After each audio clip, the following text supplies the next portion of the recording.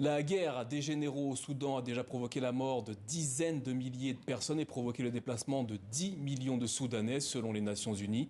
Plus de 16 mois après le début du conflit, faisons le point sur la situation avec notre invité, le chercheur soudanais Souleymane Baldo, fondateur du centre de réflexion Soudan Policy et Transparency Tracker. Bonsoir et merci d'être avec nous. Un mot d'abord sur les combats qui se poursuivent. Depuis fin juin, les paramilitaires contrôlent Sinja, la capitale du Sénar. Ils contrôlent également une majeure partie de la capitale, Khartoum ou encore le Darfour. Est-ce à dire qu'ils ont pris l'avantage sur le terrain dans cette guerre? Ils ont pris l'avantage militaire parce qu'ils contrôlent les 4 États au Darfour et le reste de prendre le Fachir pour que ce soit toute la région, le grand Darfour. C'est-à-dire il y a un avantage militaire sur le terrain, mais ils ont un problème réel pour discipliner leurs combattants qui se conduisent comme des milices qui commettent des violations massives et des atrocités contre les populations civiles, là où ils se rendent, là où ils prennent contrôle militairement. Et donc, avantage militaire, mais sur le plan politique, sur le plan des droits de l'homme, c'est, disons, une performance criminelle, pour ce qu'on peut dire. Les mois passent et aucun cessez-le-feu à l'horizon au Soudan. Ce conflit peut-il avoir une issue militaire? Aucun des deux belligérants est en mesure de prendre une victoire militaire, disons, à cause de la nature même de ce conflit. L'armée soudanaise, il est limité à l'avantage d'avoir, disons, une dépendance presque totale sur l'armée de l'air. L'armée soudanaise a formé d'ailleurs les forces d'intervention rapide, comme les forces terrestres, comme les forces de contre-insurgence. Et c'est pour cela, lorsque la guerre a débuté, le mois d'avril 2023, l'armée n'avait pas de soldats sur le terrain.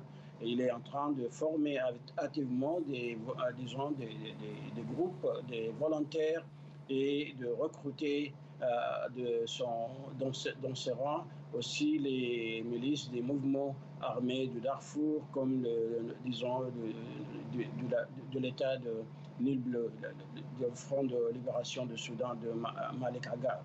Et donc, il y a sur le terrain, n'est-ce pas, une domination presque totale des forces d'intervention rapide, mais elles sont très vulnérables, bien sûr, aux armes de qualité de l'armée soudanaise, c'est-à-dire l'armée de l'air et, disons, aussi l'artillerie et aussi les mouvements, les divisions blindées de l'armée soudanaise. Un mot au sujet des civils. 11 millions d'habitants ont dû quitter leur domicile, 2,3 millions d'autres ont dû fuir dans les pays voisins.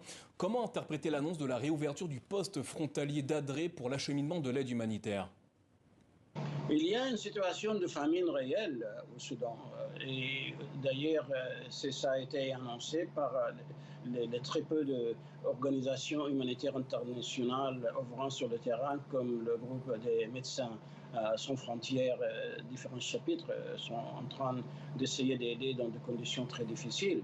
Et disons, les deux côtés d'ailleurs abusent l'accès aux victimes de cette famine, aux victimes de cette guerre. L'ouverture du poste frontalier d'Adré va être, disons, une mesure très effective pour donner davantage d'accès à ces victimes, parce que c'est un accès, disons, qui est très limité dans la distance et le temps pour acheminer ces approvisionnements aux victimes dans la région du Darfour au moins. Et donc, c'est quelque chose qui est bien recueilli par tout le monde. Cette annonce, elle intervient alors que ce mercredi, en Suisse, les États-Unis ont lancé des discussions en vue d'un cessez-le-feu au Soudan. Les pourparlers de Genève peuvent-ils déboucher sur une sortie de crise? Disons, cette initiative qui est prise au plus haut, disons, niveau de la diplomatie américaine, parce que c'est le secrétaire d'État Blinken qui a convoyé, disons, les deux belligérants. L'armée soudanaise, malheureusement, a jugé qu'il y a des conditionnalités qu'il faut, disons, remplir avant qu'il ne se présente. Là, disons, les forces d'intervention rapide sont toujours prêtes au niveau international de donner des bons signes pour un peu gagner de reconnaissance internationale, un peu de légitimité aux yeux de la diplomatie internationale.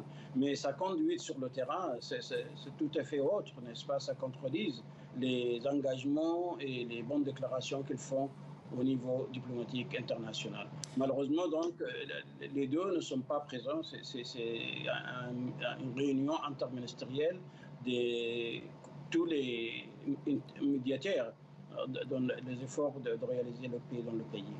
Souleymane Baldo, merci d'avoir répondu à nos questions ce soir au sujet du Soudan, pays est-africain en guerre depuis plus d'1 an.